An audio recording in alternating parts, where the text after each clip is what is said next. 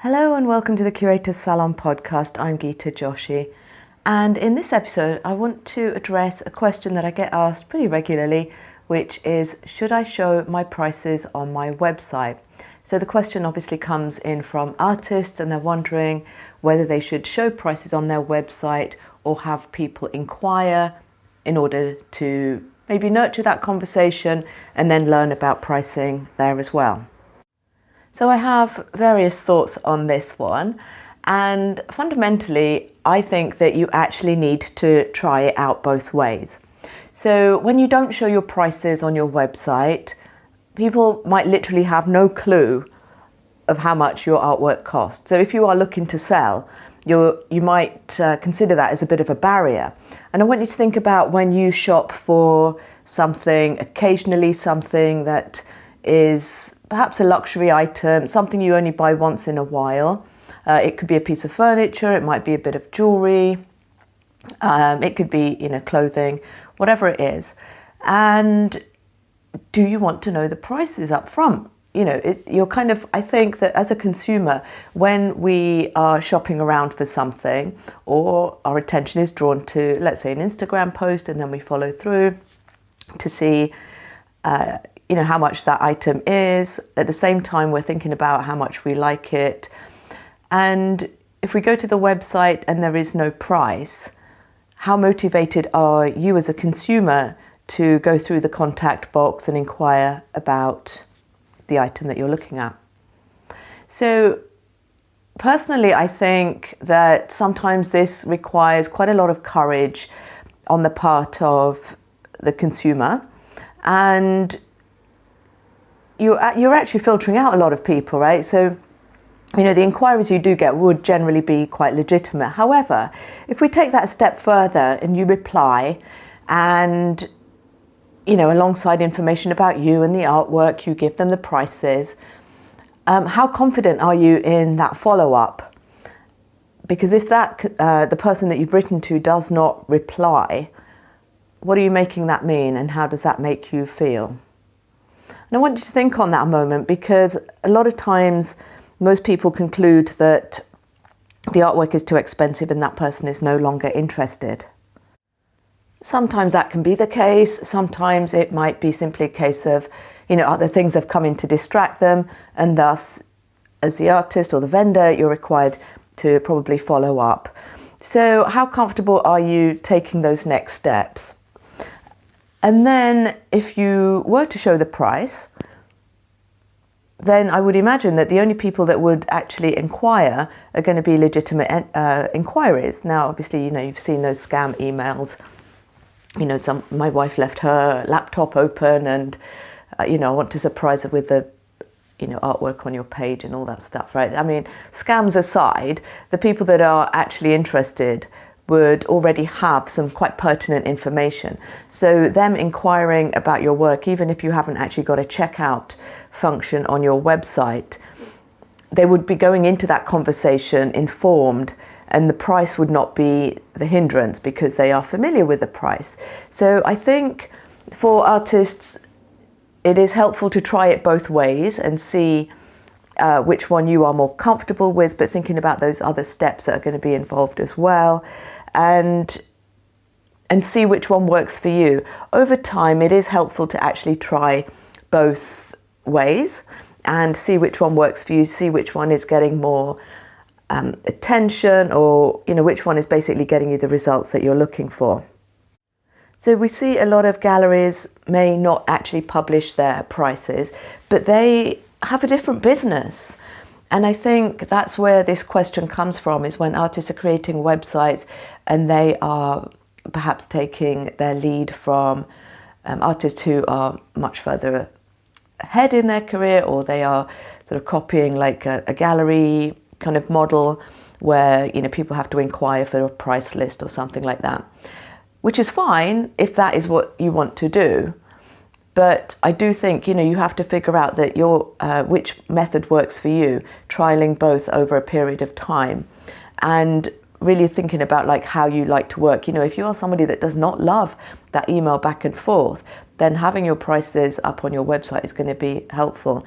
And making it even easier by actually having a checkout or listing your artwork on an online gallery where they can check out is going to be much easier for you to manage. Now, I have done it both ways.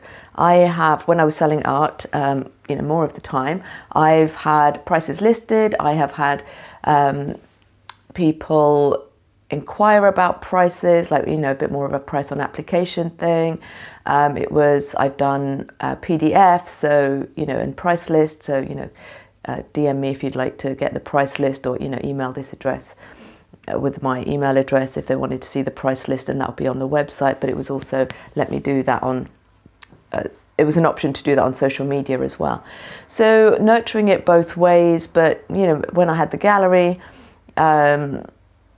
most people that actually, they would see the prices and things like that on my newsletter. They would see it online, and then they would probably come in to buy it. So they wanted that more interpersonal experience, around the actual transaction itself. So again, there's more layers to this that you can consider, particularly keep in front of mind how you like to work. Now, with this question, there is something else I want to address that is not commonly addressed, and that is, like, why does this question even come up? And oftentimes when people are asking, like, should I show my prices online, they are actually not wanting to show their prices online. And that's the kind of the confirmation they are looking for. And we get to look at this and ask, what is it about sharing your prices that is concerning to you? And if this is you, I want you to think about that. Like, what is holding you back from sharing your prices? I don't think it is always the customer journey. I think it is something around mindset. It is something that you are energetically holding. And for those people whose artwork or art life is perhaps part-time, they have another job, even if it's a full-time job, there is shame, there is an element of wanting to conceal this from, colleagues, from family. There is a fear of judgment, that somebody's going to say, gosh, is that how much you charge? Or how can you charge that much for your artwork? Or all these kinds of comments that people often fear. And maybe they've even experienced them, in conversation. And so to actually publicly go out and list their prices on their website is that concern. And this is really the area of growth, but the thing to address, like where you're actually holding yourself back from making income from your art because you're scared of somebody's opinion. So I mentioned that fear of judgment, that fear of being visible. And, within fear, which is, a very kind of broad term for the things that hold us back and the resistance we have to things, I would also invite you to look at where you might have shame around this, where you feel embarrassment or shame around actually making your prices known, for charging for your art, or that shame that somebody will see that you have prices, that you're making income from your art, and this fear of judgment of like, well, who are you to charge that, or you didn't go to art school, or whatever it is that comes up for you.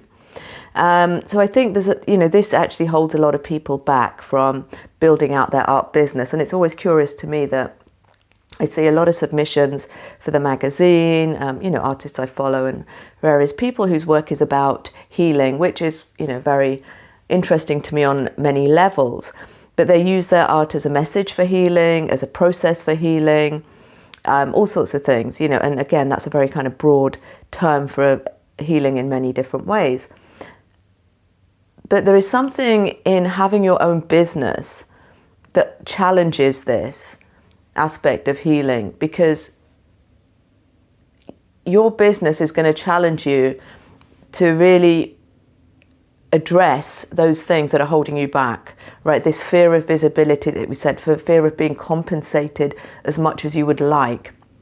Maybe somebody, the artists around you are not earning as much. Maybe there's people in your family, that you might out earn, and you have fear and shame around that. So, I see a lot of times artists having these goals, but then it is these slightly more energetic ways of being and the mindset that doesn't actually let them fulfill this. So your business is going to require you to be visible. It is going to require you to make uncomfortable decisions. It's going to require you to have boundaries. And all of this is actually part of a healing journey, so that, you know, as the human, right, it's not just the artist who has a side hustle or the artist and the business owner, but the person that shows up in all these other areas is much more authentic, because I think that is something we are all seeking. And this healing journey is a part of that. So you really get to use your business to, you know, see where your resistance is and like heal through that as well, and how you show up for it, because it's a way of showing up and having a business where you're in control, you're in charge, and cultivating a whole new way of being that is going to ripple through other areas of your life. And that can be family, friends, you know, social situations, whatever it is. So yes, going back to the original question about should I show my prices on my website, you know, I would really ask you the question, like, what is your resistance to that? And if I said, yes, you absolutely must, what comes up for you there? Like, is there anything that you are like, yep, let me go and do it? Or is there something about any sort of hesitancy? Like I said, I mean, fundamentally, you've got to try it both ways and see which one works for you. But, you know, what is potentially holding you back for that? What are you looking for a permission slip to do or say or believe, really? So that are my thoughts on should you show your price on your website, and really looking at areas of your business and, you know, even these little things that are pushing you up against your comfort, the edge of your comfort zone and things like that. All right, I am going to put some links in the show notes about my artist membership, my one-to-one coaching, and you can DM me over on Instagram as well.